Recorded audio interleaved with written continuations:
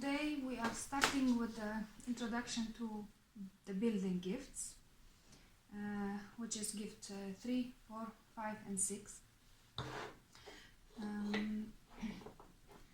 There will be 12 short rules, let's say, that will help us work better with children and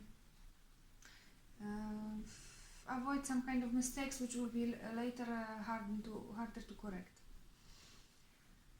Okay, so first of all, what was the aim that Froebel had in his mind when designing the building gifts, and what was the effect that he wanted to achieve with children who would be working with that gift? The most important was to develop the constructive powers of a child, and secondary effect would be developing their understanding of form, size, number, relation and position. However, you will see that with these gifts it's something that comes naturally. So let's get to it. First rule.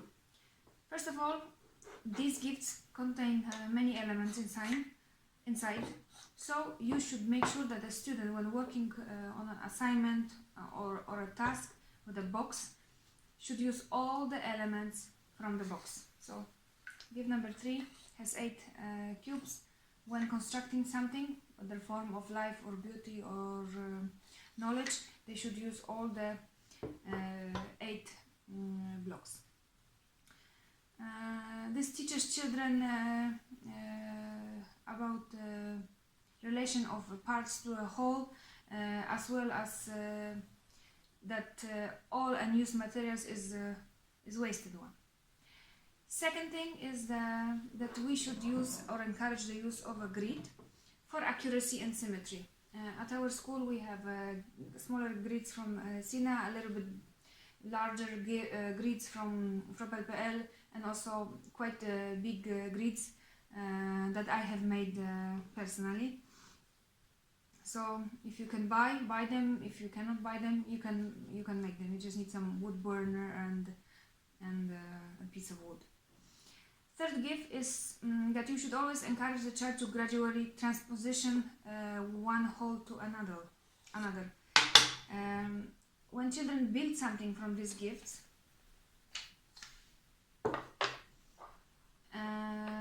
they should never destroy the element. They should transposition one thing into another, and with all the other gifts that they are using, transposition it to something else. We want to avoid destruction and creating something from the beginning. We have one thing, and then with the story we help the children to transform it into something else. Third thing, that is the third thing.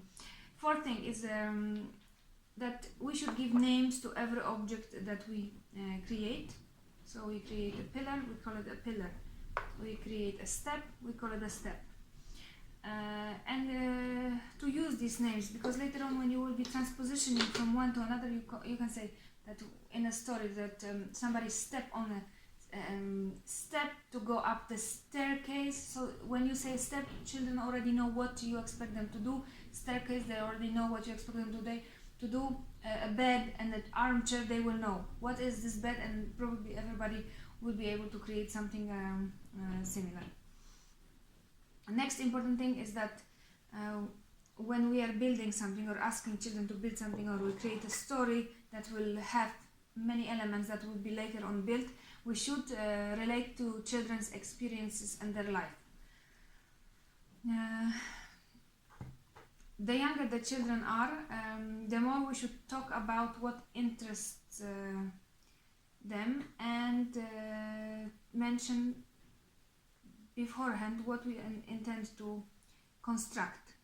So we introduce a story, a poem, song that will show the children what are we going to be making. We are singing, let's say, about 3 little pigs and a wolf, or we tell them a story, so they know that we are going to build 3 types of houses, and and this gives them time to create a picture of what they are going to do. As the children grow, you can decrease this type of information, but as I said, the younger the students, the more you should talk about your intended construction. Next point is that when you work with children and when you introduce the three forms of life, beauty and knowledge, you should always start with introduction of the forms of life, then forms of beauty, and at the end forms of knowledge. Students, when they work, student 1 and student 2 working together, they should not rely on the blocks of the other student. They should always focus on their own elements. This teaches them economy, self-reliance and independence. If you have some kind of a spontaneous play where they can use more than one box, it's okay, but when there is assignment and everybody has one box, then they should work within their box. Even if this is group project and everybody gets one box, they should work with what they have. You know, there is this saying that to make the most out of little is the greatest work of life. So that's something we would like to teach our students. Encourage group work with these building gifts. It should be a frequent thing. We're building villages, cities, household equipment and furniture all together. Next thing, this is our 10th rule, is that we should encourage students to imitate especially attractive objects of other students. Let's say you have a student who made something beautiful. Encourage other students to acknowledge, to look at it. We like always after our work at the centers to stand up and observe and maybe discuss, if we feel like it, what other students have created. So if a student has created something beautiful or interesting, we can encourage our students to imitate or repeat our students' construction. 11th rule is similar to transpositioning. The figures that we are creating should be developed by slight changes, not by destruction. It is very important. So we transposition. We make or we introduce slight changes when we make the forms of beauty. Slight changes, never destruction. This, if it is practiced a lot and children see the value of this, it will later on become part of students' style of reasoning. And the last but not least, try to make sure that you allow children to correct their own mistakes. They will notice their mistakes, the problems they have encountered, and they will try to correct. Exercise their patience, and next time it will be, if they learn on their own mistakes, it will be more beneficial for them than if we just come and the tower is not so straight, not aligned well, so we come and we align it for them. This is not learning, we are learning, but we probably already know this, so let children learn and benefit for this beautiful, from these beautiful gifts.